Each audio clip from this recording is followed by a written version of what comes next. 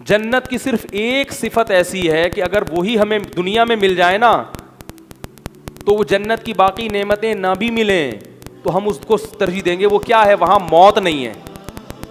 अगर दुनिया में हमें कोई ये कहे कि जिना मत करो, शराब मत पियो, सिगरेट छोड़ दो, नमाजों की पाबंदी करो, वालदैन की इताअत करो, हलाल कमाओ, हराम बोलो ना मत कमाओ, दाढ़ी रख लो, बदनज़ी छोड़ दो, इंटरनेट पर बेहुदा फिल्में देखना छोड़ दो, ये करो वो करो, जो भी इस्लाम के हकाम हैं, आपको मिलेगा क्या? कुछ भी नहीं। हमेशा के लिए ज़िंदगी मिल जाएगी, मौत नहीं आएगी।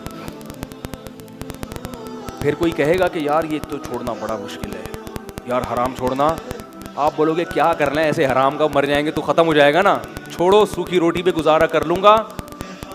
लेकिन हराम की तरफ अल्लामा मुनावी रहमहुल्लाह ताला, बहुत बड़े बुजुर्ग आलिम गुजरे, उन्होंने फरमाया कि जन्नत अगर मिट्टी के घरौंदे की होती ना, मिट्टी की, उसमें डिफेंस के बंगले ना होते, मिट्टी की होती और सूखी रोटी चाय में डबो के, चाय तो मैं अपनी तरफ से कह रहा हूँ, सूखी रोटी मिलती जन्नत में, चाय में डबो के खाओगे, जन्नतियों को ये कहा जाता।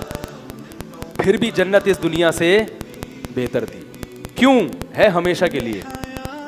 यहां जो दुनिया में जो सबसे बड़ा ऐब है ना, वो क्या है? मौत। सबसे बड़ा